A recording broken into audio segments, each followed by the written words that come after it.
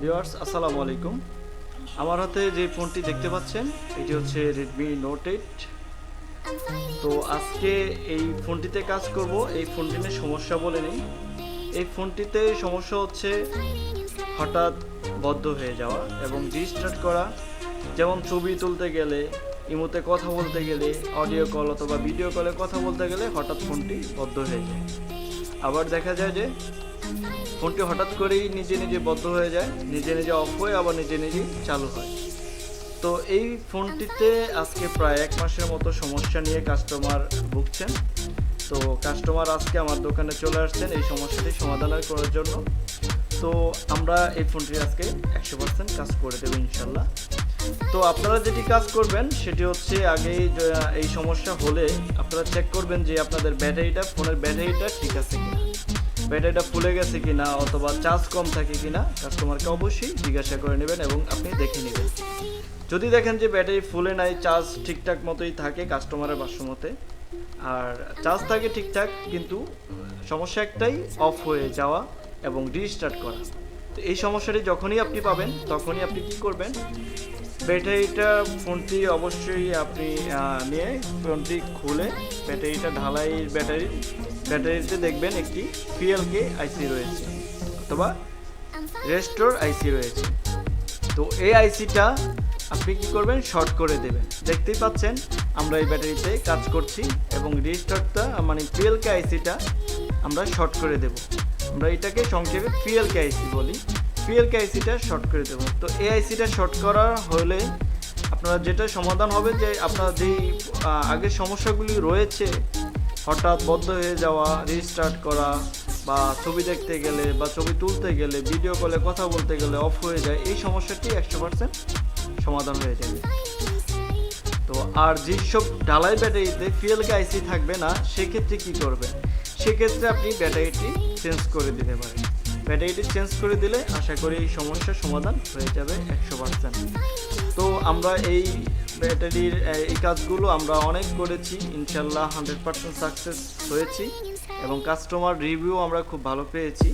তো এই সমস্যাটার সমাধান হচ্ছে এইটাই, আপনারা আপনাদের ঢালাই ব্যাটারির পিএলকে আইসিটা শর্ট করে দেবেন, ইনশাল্লাহ এই সমস্যার সমাধান হয়ে যাবে 100%।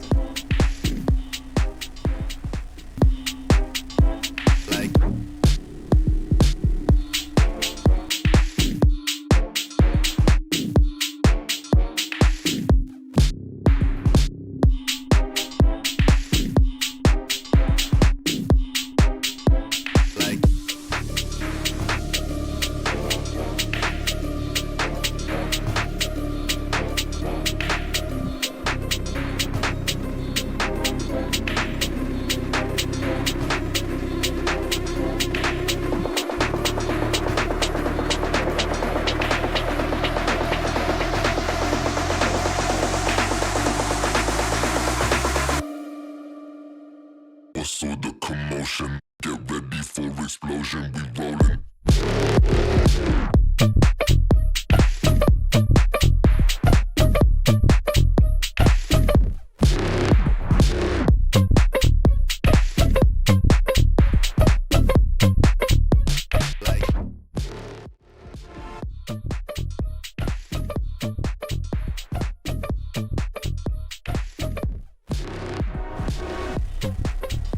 তো এই মুহূর্তে দেখতে পাচ্ছেন আমার হাতে একটি সেট রয়েছে যেটির ব্র্যান্ড হচ্ছে হাওয়াই এবং মডেল হচ্ছে ওয়াইফাই 19। তো আজকে আমরা এই ফোনটির টাচ এবং ডিসপ্লে চেঞ্জ করব।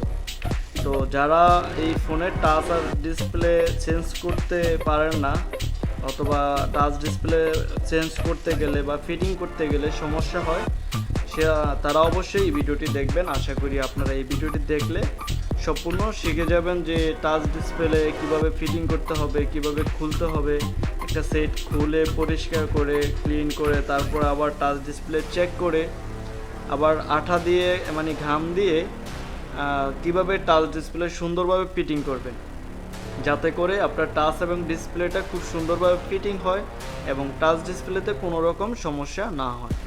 সুন্দরভাবে যদি একটি টাচ ডিসপ্লে ফিটিং করেন সেক্ষেত্রে আপনার কি হবে, আপনার টাচ ডিসপ্লে, আপনি যেই ফোনটিতে টাচ ডিসপ্লে লাগাবেন সেই ফোনটি খুব স্মুথলি সুন্দরভাবে ব্যবহার করতে পারবেন।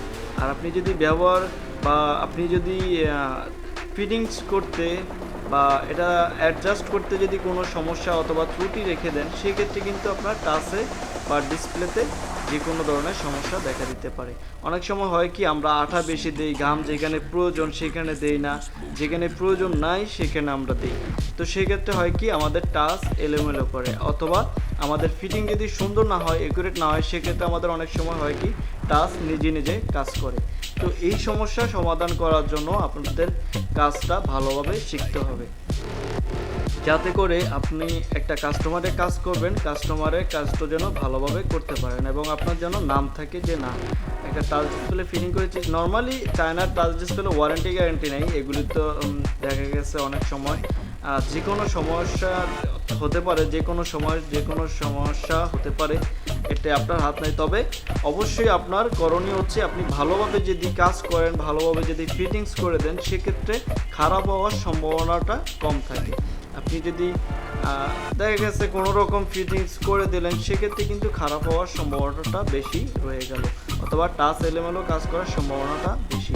আর আপনার কাজ যদি ভালো হয়, কাজ যদি অ্যাকুরেটলিভাবে জানেন কীভাবে সুন্দর ফিটিং করলে টাচ ডিসপ্লে সমস্যা না, সেটা যদি আপনি জানেন, তাহলে হবে কি, আপনি টাচ ডিসপ্লে সুন্দর করে ফিটিং করে দিলে খারাপ হওয়ার সম্ভাবনাটা খুব কম থাকবে।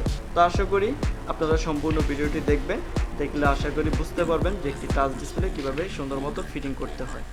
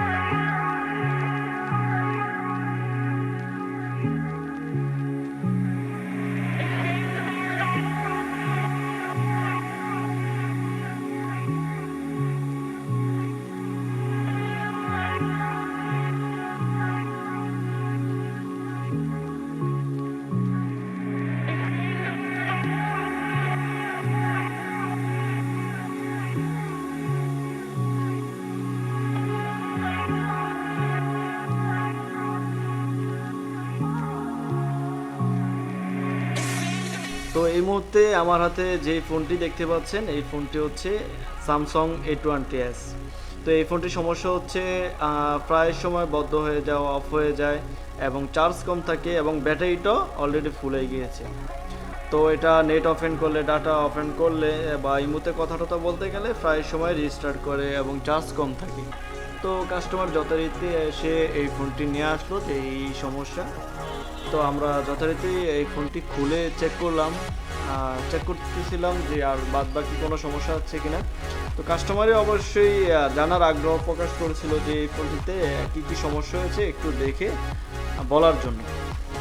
তো আমরা যথারীতি এই ফোনটি খুলে চেক করলাম, দেখলাম যে আসলে কি সমস্যা। তো আমরা ওভারঅল মাদারবোর্ড প্লাস সার্কিটগুলি র্যাবনগুলি সব কিছু ঠিকঠাকই পেলাম।